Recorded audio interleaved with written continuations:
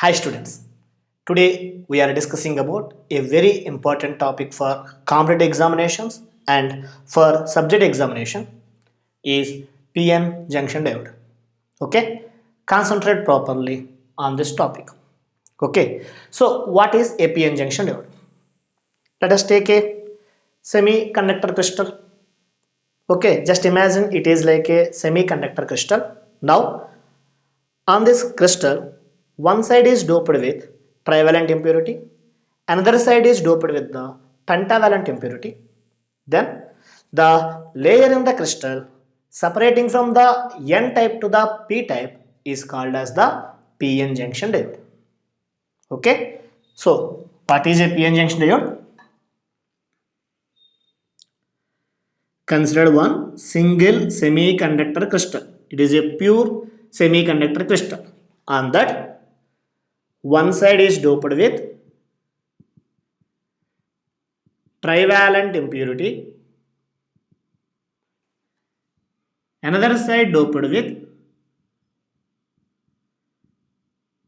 pentavalent impurity.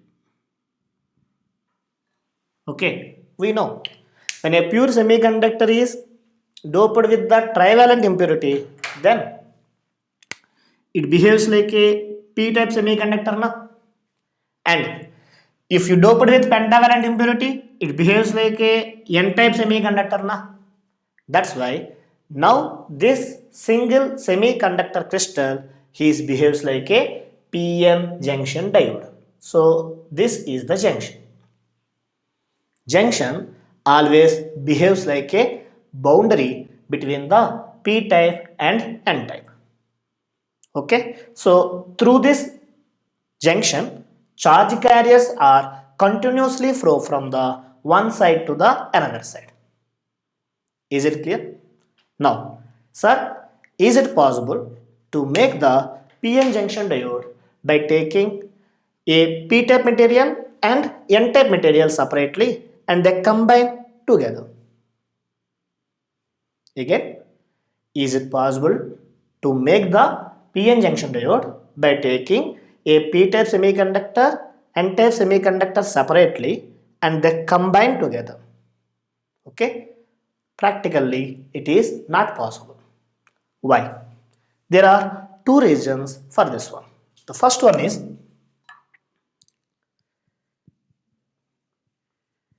separate semiconductors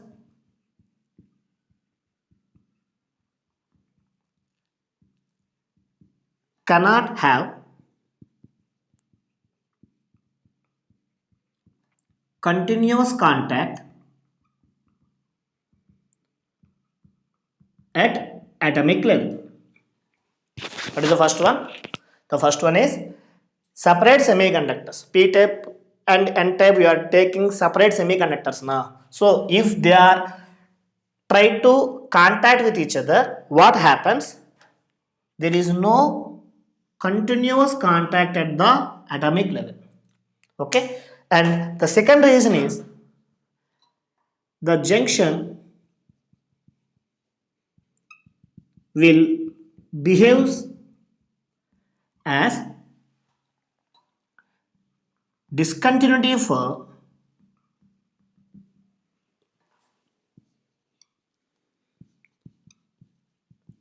flowing charge carriers.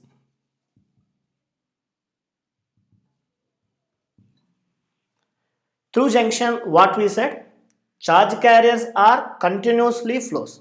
But whenever you take two separate p-type material and n-type material are try to make the PN junction diode, then discontinuity of charge carriers occurs.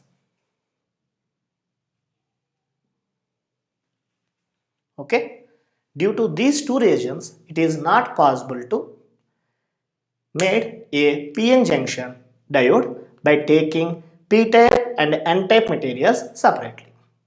Understand? So, what is a PN junction diode? Simple way. A single crystal, one side doped with the trivalent impurity, another side doped with the pentavalent impurity. Then a PN junction diode is formed. Okay. So, during this process, of formation of PN junction diode, there are important processes there. The first one is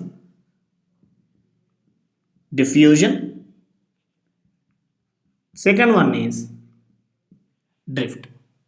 Okay, so these are the important processes during formation of the PN junction diode.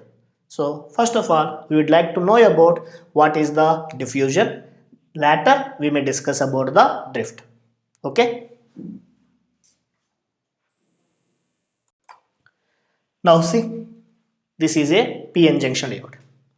One side it behaves like a p-type semiconductor, n side it behaves like a n-type semiconductor.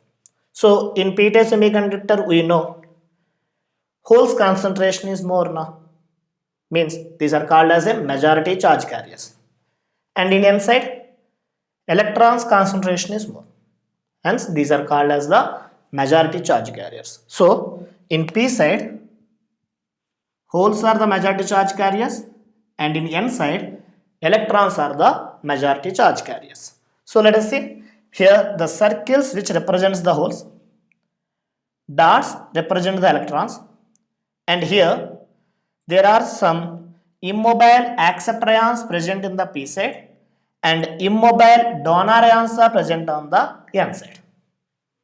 Clear? So this is a PN junction diode.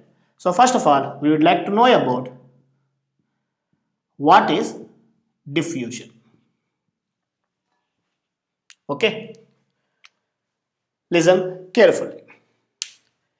Whenever the concentration of the majority charge carriers are different from p and n side, due to the concentration gradient across p-type and n-type, majority charge carriers are diffuses from one side to the another side. Okay, due to concentration gradient across the p side and n side, majority charge carriers are transfers from one side to the another side. Okay, listen carefully. So in p side majority are holes now, in n side majority are called majority are electrons now. So listen carefully here, the holes are diffuses from p side to the n side, combine with electron and gets neutralized. Okay, holes from p side to the n side diffuses and combine with electron and gets neutralized. Similarly, the electrons from the n side are diffuses from the electrons in n side diffuses to the p side and combine with holes and they get neutralized.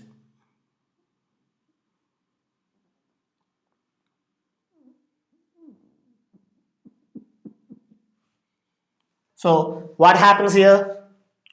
Here, due to the combination of electron and hole on either side of the junction, there is certain region which has only immobile acceptor ions and immobile donor ions. Okay, see here, on either side of the junction there is a small region. Okay, for example I would like to take like this only. So I place electrons here and holes in this side, because the region is very small, that's why for proper intimation I will draw like this. So here on either side of the junction we didn't have any free charge carriers, we have only immobile donor ions and the acceptor ions. Okay, so this region on either side of the junction is called as depletion region. This region is named as depletion region, and the thickness of this depletion region is in the order of 1/10 of micrometer. The thickness of this depletion region is in the order of 1/10 of the micrometer. Understand now? So during this process, what happens? One more time. Holes are diffuses to N side, combine with electrons and gets neutralized. Electrons from N side diffuses into the P side, combine with holes and gets neutralized. This process is named as electron hole recombination. Okay. Now, when depletion region is sufficiently built up, it prevents the further diffusion of charge carriers. Okay. This depletion region prevents the further diffusion of charge carriers. Okay. So, this depletion region acts as a barrier for charge carriers. Okay, so the potential difference across this depletion region is called as barrier potential and it acts like a pseudo battery or fictitious battery. Okay, so in this depletion region we have only immobile donor ions and acceptor ions now. They are behaves like a pseudo battery or fictitious battery and they have certain potential difference across it. That potential difference is named as barrier potential.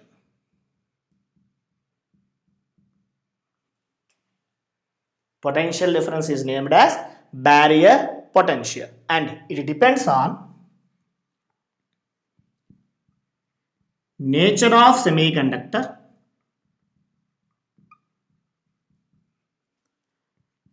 temperature and amount of doping.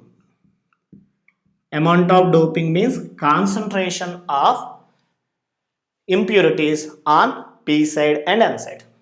Okay, so it depends on nature of the semiconductor now. That's why for germanium VB value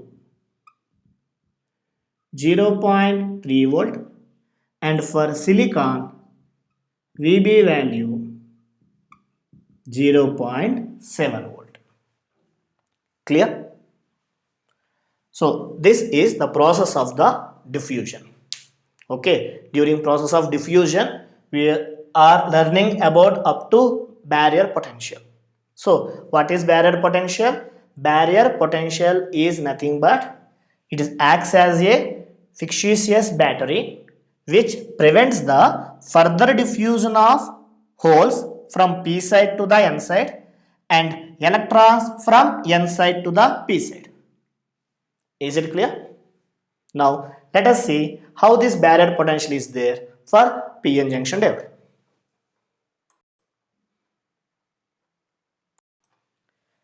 See here. So I would like to say about what is the barrier potential according to this diagram. This side we have the positive potential, this side have the negative potential. Now that's why outside there is no potential difference. So inside the value continuously increases and it becomes maximum. Okay, this is called height of the barrier potential or height of the barrier. Understand? So to cross the electrons from N region to the P region or holes from P region to the N region, they must cross this barrier height. Then only it can reach us the another side. Understand? Now we know the thickness of depletion layer is D and barrier potential is VB. Now this VB sets an electric field here. Okay, the electric field here named as EB. EB nothing but barrier field. Okay, the value of the EB can be written as a formula VB by D. VB means barrier potential and D means depletion layer. This relation we get in the electric potential chapter. Understand? So keep this formula in the brain for doing the numericals. Now see one more time here. This barrier potential always opposes the further diffusion of charge carriers now. Now, the electron which is present in the n side to cross this barrier and reach the p-type semiconductor, it must have certain energy.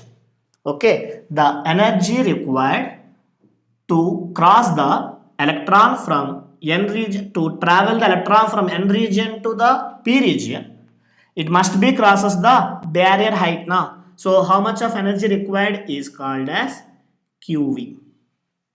Okay, Q means here electron we said, that's why E, and V is nothing but here barrier potential.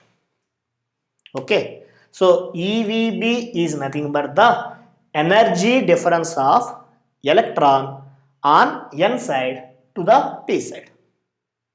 This is called energy difference. Okay, let us see this information in the energy band diagram. So in the energy band diagram, this is the valency band and it is the conduction band in p-type material, and in n-type material this is the valency band, it is conduction band. And we know the gap between the valency band and conduction band is denoted by the forbidden energy gap. Okay, now electron in the n side, to cross this barrier height it requires the energy called EVB now. So here this value is named as, this value is EVB. So if this energy is getting by this electron in the n region, then it crosses the barrier and reaches the p side. So this is indicated in energy band diagram. Understand? So here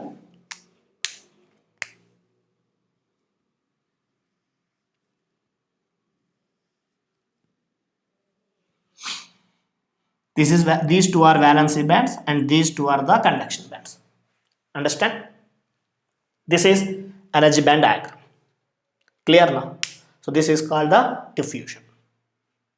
Okay, so during diffusion, majority charge carriers from p type means the holes are recombined with the electrons in the n material, and electrons in the n material are diffused towards the p side and recombine with the holes. Process is named as electron hole recombination, and due to this, on either side of the junction there is a small region formed called depletion region, which contains only immobile charge carriers. Okay, these immobile charge carriers is also named as space charge. Okay, this is called negative space charge region, and this region is called as positive space charge region. Okay, negative space charge region and positive space charge region, and this is indicates the barrier potential, and this is indicate the energy band diagram. See, here I take potential, here I take the energy, here I take the energy, here I take the potential. Clear? This is about diffusion. Now see the drift.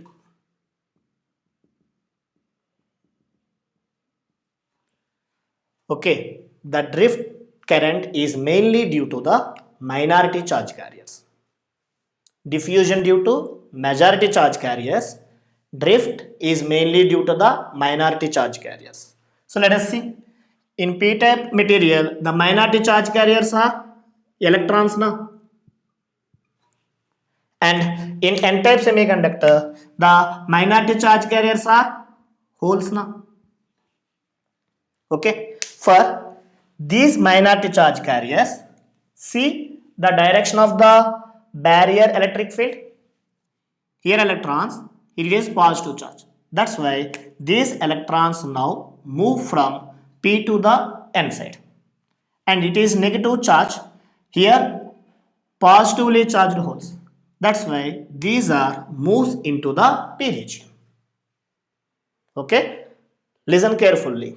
Drift is mainly due to the minority charge carriers. So what are the minority charge carriers in p side? Electrons. So these electrons, by the influence of the EB, move towards the n side. Holes in the n side, by the influence of EB, move towards the p side. Understand? So the motion of the charge carriers by the influence of the EB is called as drift, and the direction of drift current from N to the P. So this is the direction of the drift current. Okay, the direction of diffusion current is from P to the N.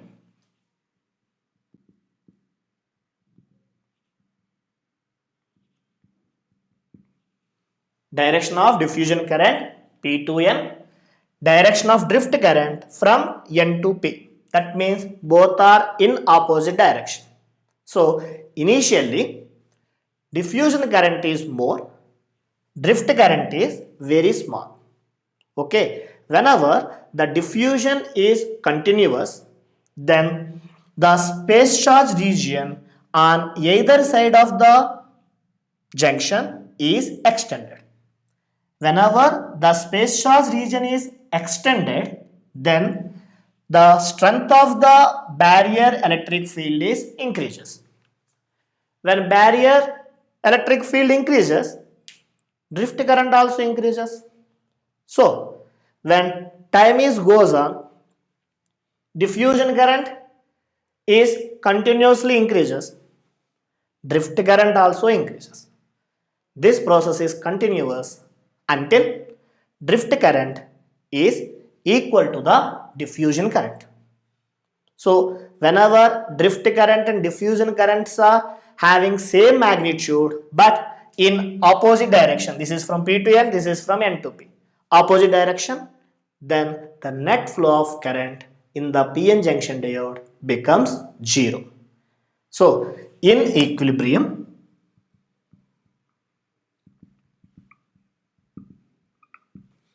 magnitude of diffusion current is equal to the drift current. Okay, so this is the formation of the PN junction diode.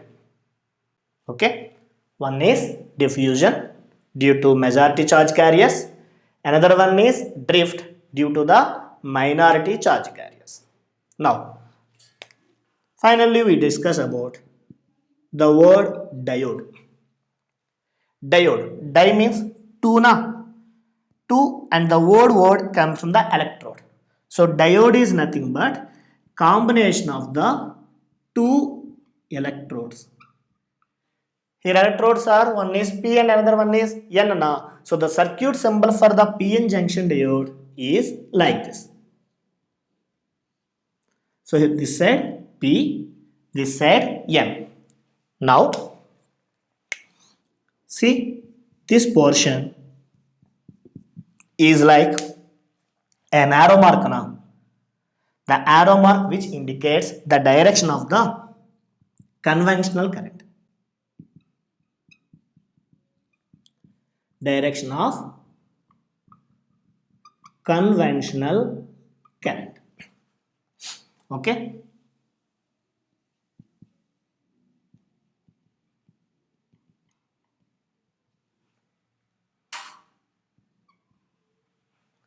So this is the formation of PN junction diode.